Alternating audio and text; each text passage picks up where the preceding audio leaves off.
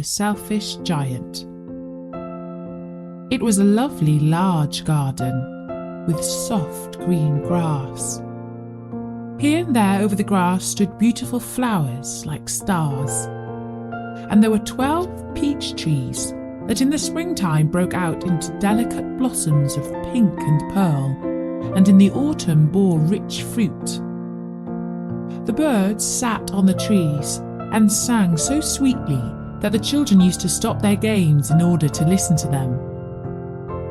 "How happy we are here!" they cried to each other.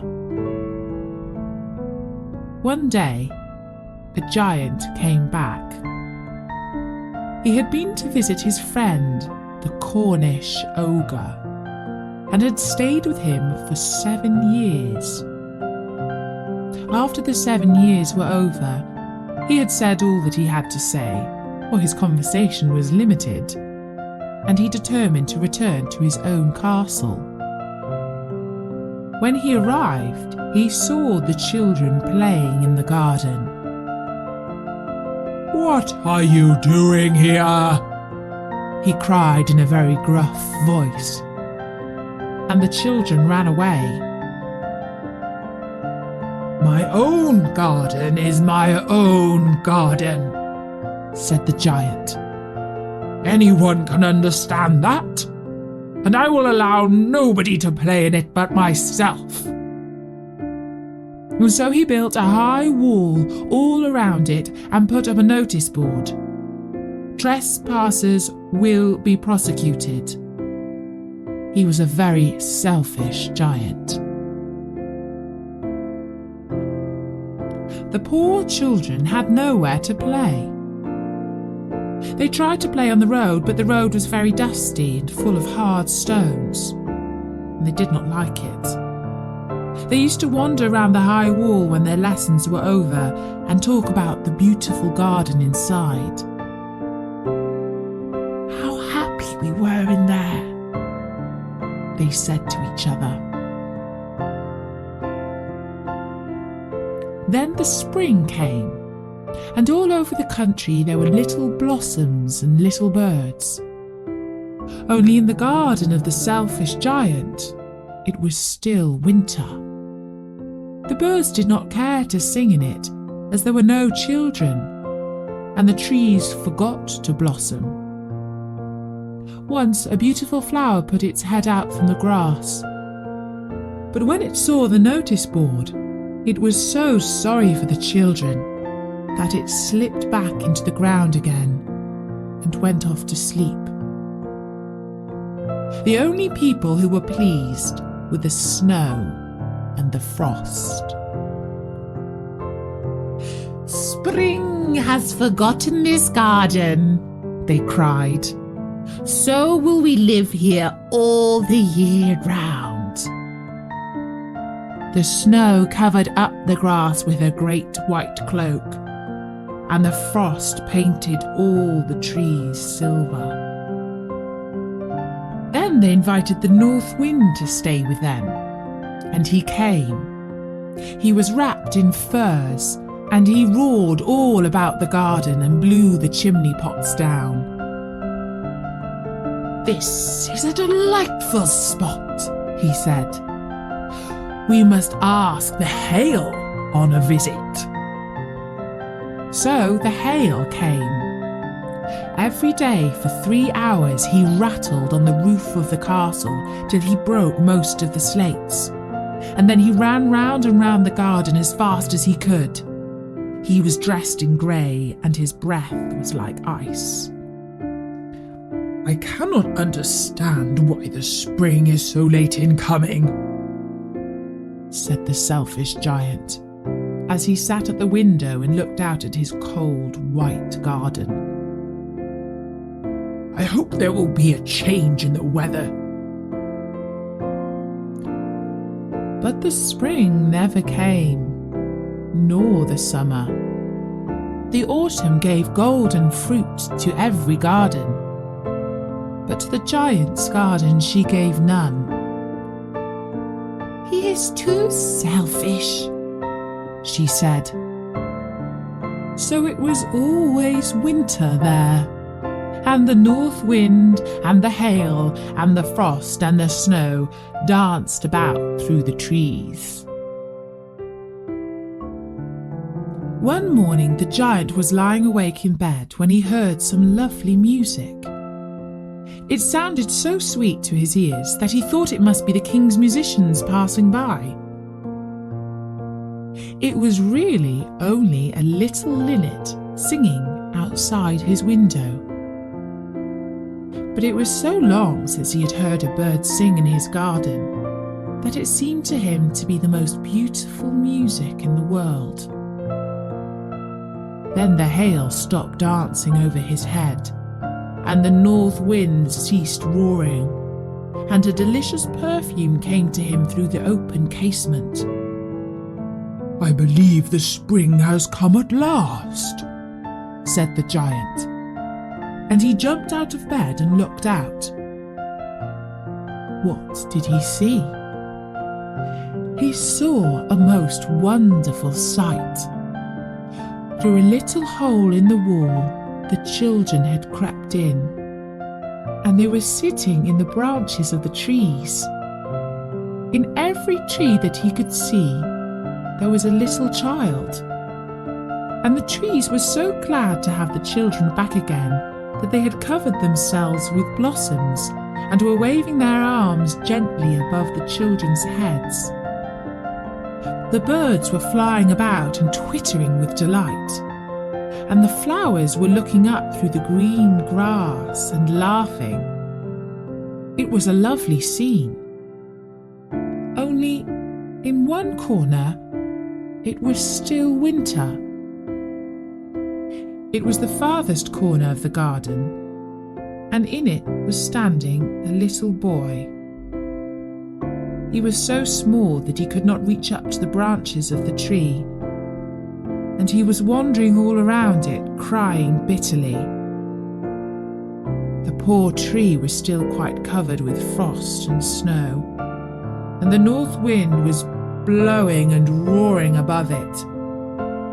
"Climb up, little boy," said the tree, and it bent its branches down as low as it could.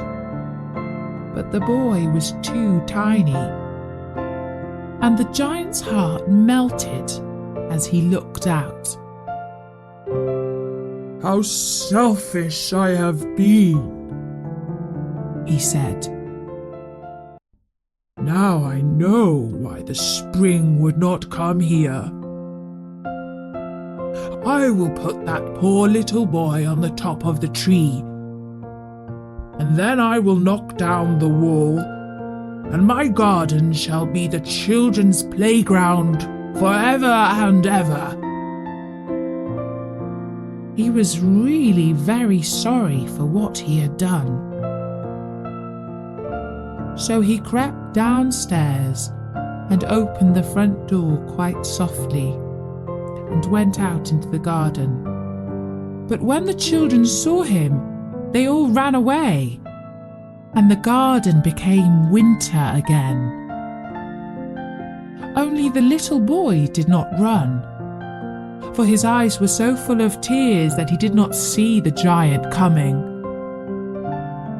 And the giant stole up behind him and took him gently in his hand and put him up into the tree. And the tree broke at once into blossom, and the birds came and sang on it. And the little boy stretched out his 2 arms and flung them round the giant's neck and kissed him. And the other children, when they saw that the giant was not wicked any longer, came running back, and with them came the spring. "It is your garden now, little children," said the giant. And he took a great axe and knocked down the wall. And when the people were going to market at 12 o'clock, they found the giant playing with the children in the most beautiful garden they had ever seen. All day long they played, and in the evening they came to the giant to bid him goodbye. "But where is your little companion?" he said. "The boy I put into the tree. You must tell him to be sure and come here tomorrow," said the giant. But the children said that they did not know where he lived and had never seen him before. And the giant felt very sad. Every afternoon when school was over, the children came and played with the giant. But the little boy whom the giant loved was never seen again. The giant was very kind to all the children, yet he longed for his first little friend and often spoke of him. "How I would like to see him," he used to say. Years went over, and the giant grew very old and feeble. He could not play about anymore, so he sat in a huge armchair and watched the children at their games and admired his garden. "I have many beautiful flowers," he said, "but the children are the most beautiful flowers of all." One winter morning, he looked out of his window as he was dressing. He did not hate the winter now, for he knew that it was merely the spring asleep and that the flowers were resting. Suddenly he rubbed his eyes in wonder and looked and looked. It certainly was a marvellous sight. In the farthest corner of the garden was a tree quite covered with lovely white blossom. Its branches were all golden, and silver fruit hung down from them. And underneath it stood the little boy he had loved. Downstairs ran the giant in great joy and out into the garden. He hastened across the grass and came near to the child. And when he came quite close, his face grew red with anger, and he said, "Who hath dared to wound thee?" For on the palm of the child's hands were the prints of 2 nails, and the prints of 2 nails were on the little feet. "Who hath dared to wound thee?" cried the giant. "Tell me that I may take my big sword and slay him." "Nay," answered the child, "but these are the wounds of love." "Who art thou?" said the giant. And a strange awe fell on him, and he knelt before the little child. And the child smiled on the giant and said to him, "You let me play once in your garden. Today you shall come with me to my garden, which is paradise."